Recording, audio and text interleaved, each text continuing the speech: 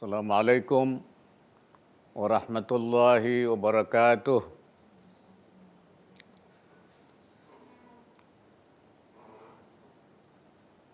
Bismillahirrahmanirrahim. Alhamdulillahilladzi khassa ba'da ibadihi bil ilmi wat tuqa.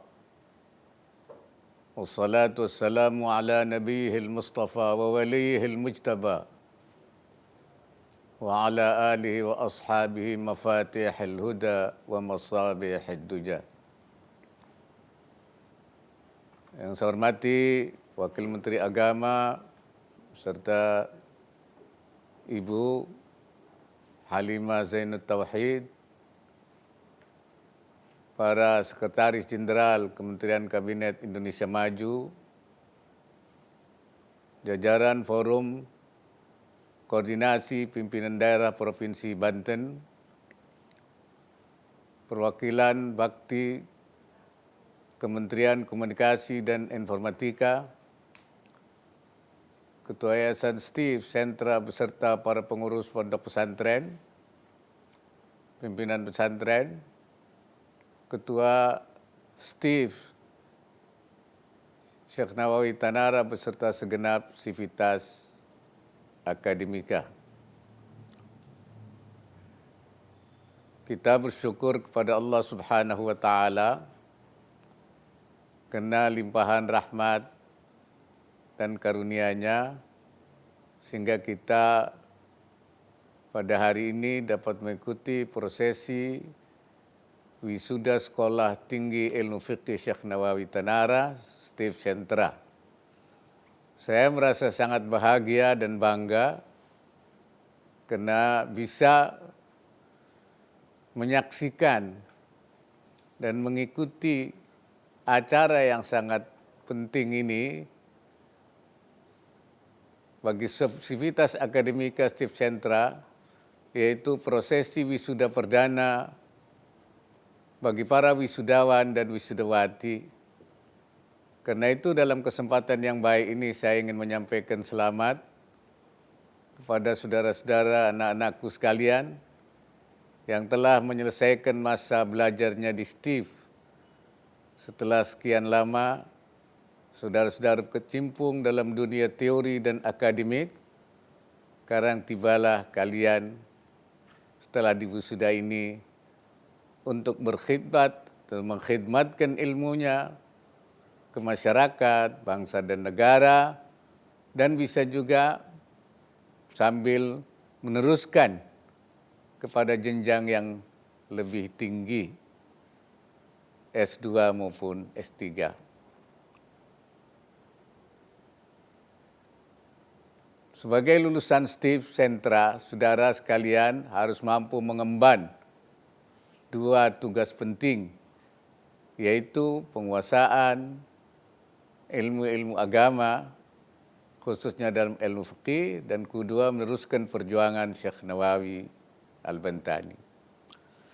Saya ingin memberikan penjelasan kenapa Steve ini dinamakan Syekh Nawawi, karena kita ingin mendapatkan keberkahan ilmunya. Karena beliau adalah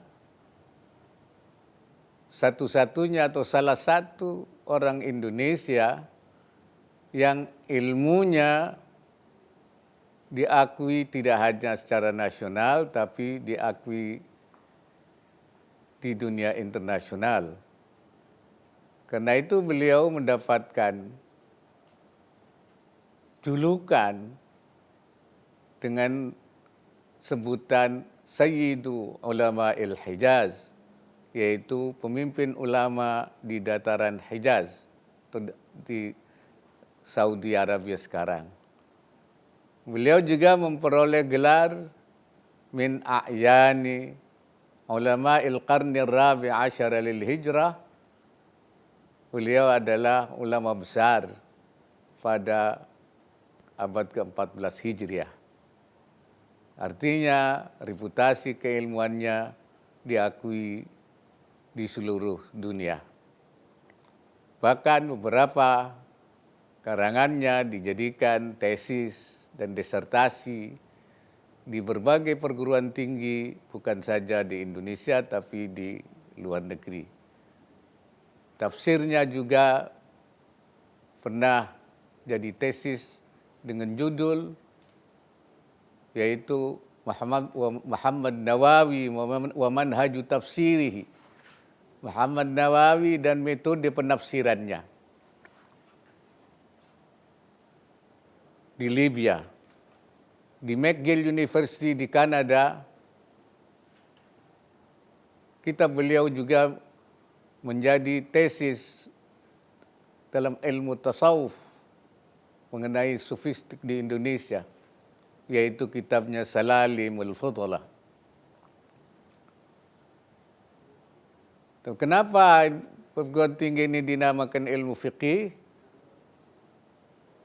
Karena memang beliau juga seorang faqih, walaupun sebenarnya Syekh Nawawi itu adalah seorang generalis, seperti dikatakan di dalam Al-Munjid oleh seorang pengarang kamus bahasa Arab di Mesir. Beliau adalah faqihun syafi'iyun mutasawwifun qalaba alaihi tafsir. Syekh Nawawi itu adalah seorang yang ahli fiqih bermadzhab Syafi'i, seorang ahli tasawuf dan juga unggul di dalam masalah tafsir. Tetapi pandangan-pandangan fikihnya sangat menarik dan sangat dominan. Beliau dalam cara berfikirnya sangat dinamis, tatawurian, tidak tekstual, tidak al-jumud alal manqulat, pada teks-teks saja, statis pada teks. Tidak juga al-jumud alal ibarat, statis pada ibarat-ibarat yang ada kitab saja. Ketika beliau membahas satu masalah tentang keharusan mentakmimkan zakat, memeratakan zakat kepada seluruh asnaf, yang menurut pendapat Imam Syafi'i, beliau mengatakan wa hadhihi minas su'ubah, ini sulit sekali, tidak semua daerah ada 8 orang yang harus diberikan itu. Karena itu beliau memilih pendapat membolehkan hanya 3 kelompok saja. Dan yang menarik, beliau mengatakan, mengutip satu ungkapan yang berbunyi, "Lau kana Syafi'i hayyan la afta bidzalik." Andai kata Imam Syafi'i hidup, pasti Imam Syafi'i juga akan memberikan fatwa seperti itu. Ini saya kira satu pemikiran yang luar biasa. Beliau juga menempatkan maslahat sebagai bagian yang menjadi penilaian untuk menetapkan sesuatu hukum. Beliau mengatakan, "Idza wajabal imam biwajibin ta'akkada wujubuh." Kalau pemerintah menetapkan sesuatu yang wajib menjadi wajib, mewajibkan sesuatu yang wajib, ta'akkada wujubuhu, maka wajibnya menjadi muakkadah, menjadi kuat. Wa idza wajaba bimustahabbin wajaba. Andai kata pemerintah menetapkan sesuatu yang sunnah saja, maka dia menjadi wajib kalau sudah ditetapkan oleh pemerintah. Wa idza wajaba bimubahin in kanat fihi maslahatun 'ammah wajaba. Kalau pemerintah menetapkan sesuatu yang mubah, yang boleh dikerjakan, boleh tidak dikerjakan, tetapi ditetapkan oleh pemerintah, tetapi di situ ada maslahah ammah, ada kemaslahatan umum, kemaslahatan untuk publik, maka hukumnya menjadi wajib. Ini saya kira bagaimana maslahat bisa, tentu saja maslahat itu kalau tidak bertentangan dengan nas, sebab ada patokannya idza wujidatil maslahah fatamma syar'allah. Apabila ada maslahat, di sana ada syariat Allah. Kalau tidak bertentangan kepada nas. Idza wujidan nas fatammal maslahah. Tapi kalau ada nas, maka maslahat itu yang nas itu. Kalau ada maslahat yang berlawanan dengan nas, kata para ulama, itu bukan maslahat yang hakikiyah, bukan maslahat yang sesungguhnya, melainkan maslahat mauhumah.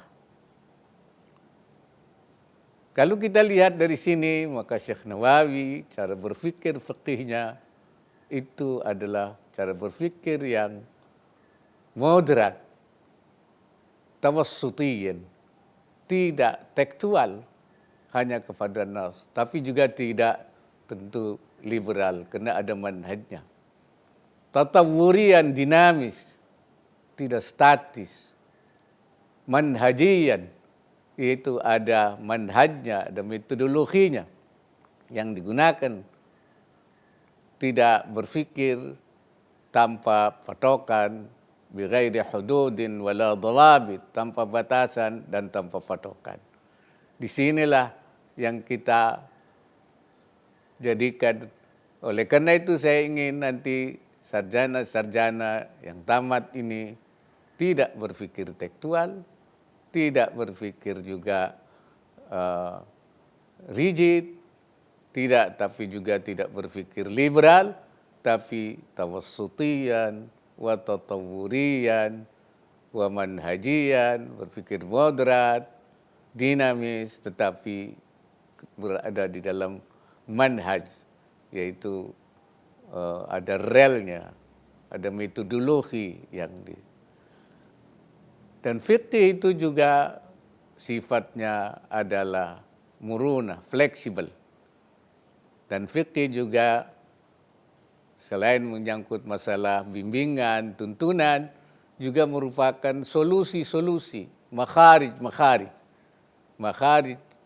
dini ya, solusi keagamaan, makharij ummatiyah, solusi keumatan. Bahkan juga seringkali fikih bisa menjadi makharij wataniyah, solusi kebangsaan dan kenegaraan. Di sini, di STIF ini, utamanya adalah yang kita kembangkan, yaitu fikih muamalah. Fikih yang menyangkut soal ekonomi, terutama sektor keuangan. Karena supaya ini bagian daripada misi yang ada di pesantren ini, yaitu di pesantren Syekh Nawawi. Misi pesantren Syekh Nawawi ini ingin menjadikan pesantren ini selain sebagai i'dadul mutafaqqihin fid din, yaitu tempat menyiapkan orang-orang yang faham agama untuk melanjutkan tugas-tugas para ulama. Sebab Rasulullah mengatakan, innallaha la yantazi'ul ilma intiza'an min sudurin nas. Allah tidak mengambil ilmu itu dari hati manusia. Tidak ada ulama yang kehilangan ilmunya itu. Walakinnallaha yanzi'ul ilma biqabdil ulama. Tapi Allah mengambil ilmu dengan mengambil ulamanya.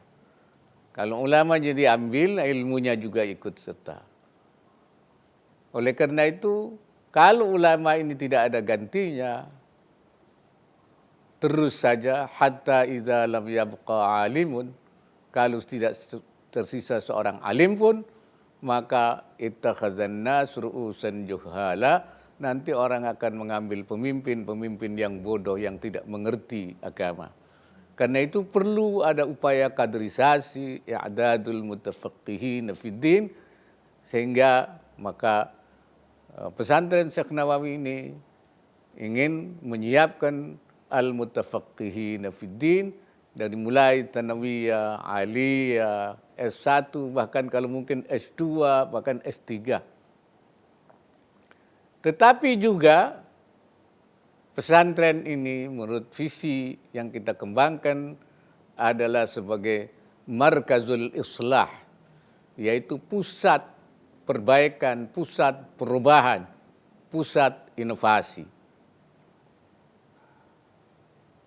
Kalau dulu pesantren itu sebagai pusat perlawanan, markazul jihad, yaitu perlawanan melawan Belanda, maka kita ingin sekarang ini visinya adalah pesantren itu selain i'dadul mutafaqqihin, menyiapkan orang yang paham agama, tapi juga markazul islah, yaitu pusat-pusat pengembangan, perubahan, pusat perbaikan, pusat inovasi, dan pusat pemberdayaan masyarakat.